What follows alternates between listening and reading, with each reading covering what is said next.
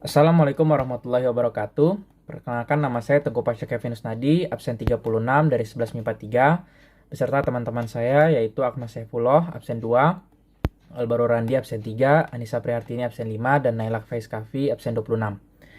Pada kesempatan kali ini, saya akan mempresentasikan ataupun menjelaskan yaitu dampak penjajahan bangsa Eropa terhadap bangsa Indonesia.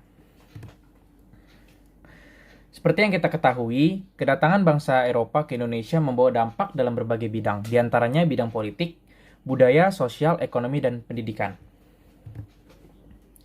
Adapun yang pertama masuk ke dalam bidang politik, dampak di bidang politik.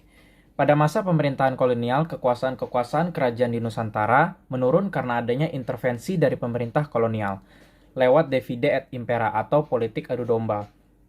Melalui divide et impera, pemerintah kolonial Belanda berhasil mempengaruhi penguasa-penguasa di daerah untuk tunduk terhadap kekuasaannya. Berhasil membuat penguasa daerah tunduk berarti juga dapat mengatur beberapa kebijakan baru seperti yang pertama, membagi wilayah Hindia Belanda khususnya Jawa menjadi 9 prefektur dan 30 regenskap. Yang kedua, tiap prefektur dipimpin oleh prefek yang merupakan orang Eropa, sedangkan regenskap atau kabupaten dipimpin bupati yang berasal dari orang pribumi bangsawan. Yang ketiga, prefektur dan regen berada di bawah gubernur, jenderal yang berkedudukan sebagai pemimpin tertinggi pemerintah kolonial Belanda. Yang keempat, gubernur jenderal dibantu oleh 6 departemen yaitu kehakiman, keuangan, dalam negeri, kebudayaan dan kepercayaan, ekonomi serta kesejahteraan rakyat. Dan yang terakhir, kelima, perubahan dalam politik pemerintahan kembali terjadi akibat kebijakan politik Pax Nederlandika di akhir abad 19 menuju awal abad 20. Pax Nederlandika adalah perubahan sistem pemerintahan dari administrasi tradisional ke sistem administrasi modern. Sistem ini diterapkan untuk menggantikan posisi penting pemerintah daerah ke tangan pemerintah Belanda dengan cara mengangkat dan menggaji pegawai yang menduduki jabatan struktur birokrasi. Dalam sistem tersebut, jabatan tertinggi yang bisa dipegang oleh masyarakat pribumi adalah bupati, dan di bawahnya terdapat wedana dan patih. Berikut bagian dari struktur pemerintah kolonial Hindia Belanda. Adapun struktur pemerintah Hindia Belanda yaitu pertama gubernur jenderal, kemudian di bawahnya ada residen, kemudian di bawah residen dibagi dua menjadi asisten residen dan bupati, kemudian di bawah bupati ada patih, kemudian di bawah patih dibagi dua lagi menjadi kontrolir dan wedana, kemudian di bawah kontrolir ada aspiran kontrolir dan di bawah wedana ada asisten wedana, kemudian di bawah mereka berdua itu ada mantri. Selain itu, sistem pemerintahan di Indonesia sekarang merupakan warisan dari penerapan ajaran Tres Politika yang dijalankan oleh pemerintah kolonial Belanda.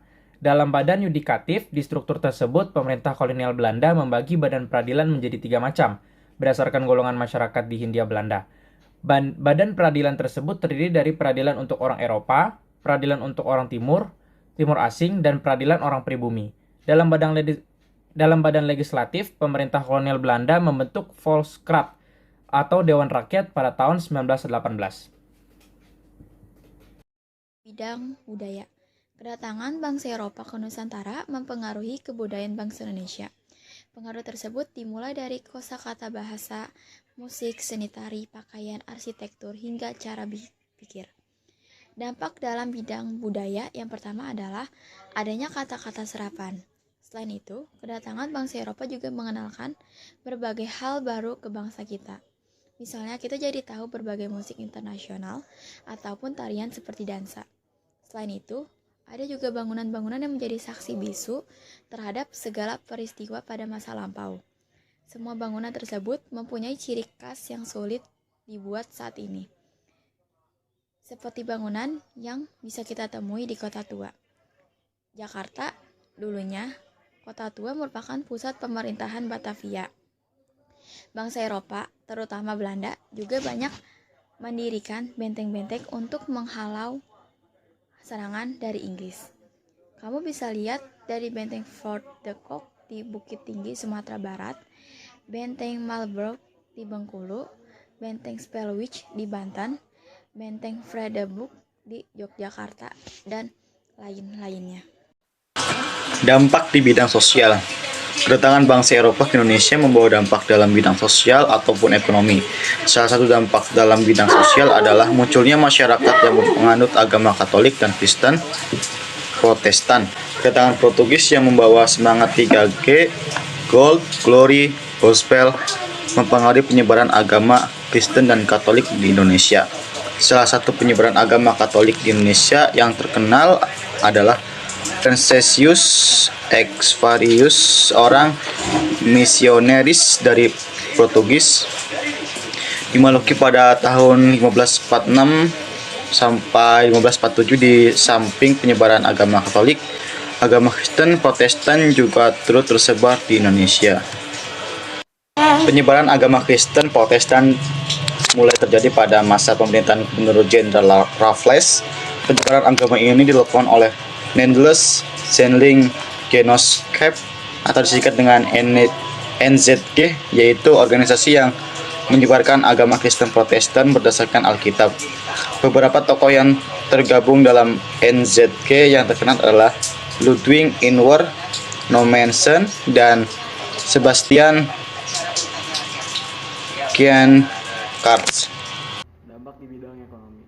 Dengan datangnya bangsa Eropa, masyarakat Indonesia diperkenalkan pada mata uang di masa Raffles, menjalankan kebajikan sistem sewa tanah.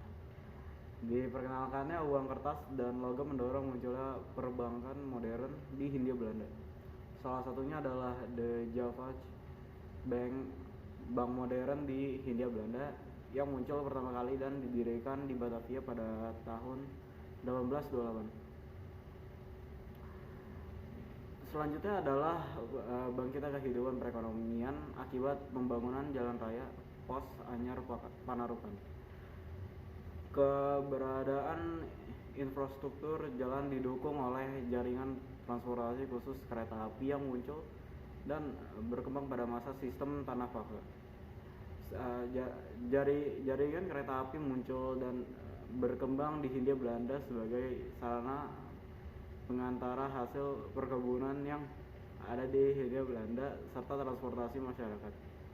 Munculnya sistem transportasi ini merupakan dampak kedatangan bangsa Eropa bagi Indonesia yang masih bisa kamu gunakan hingga hari ini. Dampak di bidang pendidikan. Masuknya bangsa Eropa ke Nusantara juga membawa pengaruh besar dalam bidang pendidikan. Pendidikan dari Eropa pertama kali masuk ke Nusantara bersamaan dengan masuknya agama Kristen Katolik. Kala itu dibangun sekolah yang mengajarkan agama Katolik untuk para pribumi dari daerah timur Indonesia di sekitar daerah Maluku. Pendidikan mulai dianggap penting saat kebijakan politik etis dilakukan oleh pemerintah kolonial. Perhatian pemerintah kolonial Belanda terhadap pendidikan dikarenakan guna memenuhi kebutuhan tenaga kerja di sektor-sektor swasta dan pemerintahan.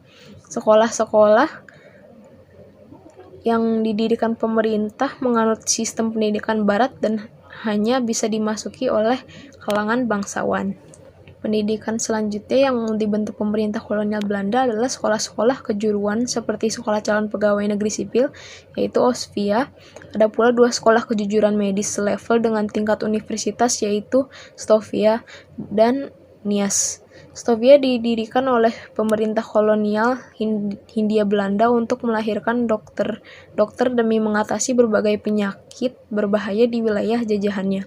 Sekolah ini didirikan untuk mendidik masyarakat pribumi, sehingga setelah mengenyam pendidikan di Stovia, mereka mendapat gelar dokter Jawa. Kemudian muncul kembali pendidikan tingkat universitas THS, sekolah tinggi teknik melalui sekolah-sekolah bergaya pendidikan barat yang didirikan oleh pemerintah kolonial Belanda, nantinya melahirkan golongan elit baru dalam masyarakat Indonesia. Golongan elit baru inilah yang membawa perubahan dalam perjuangan bangsa Indonesia mencapai kemerdekaan. Demikian penjelasan dari kami mengenai dampak penjajahan Eropa terhadap Indonesia.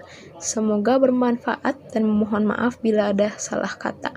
Wassalamualaikum warahmatullahi wabarakatuh.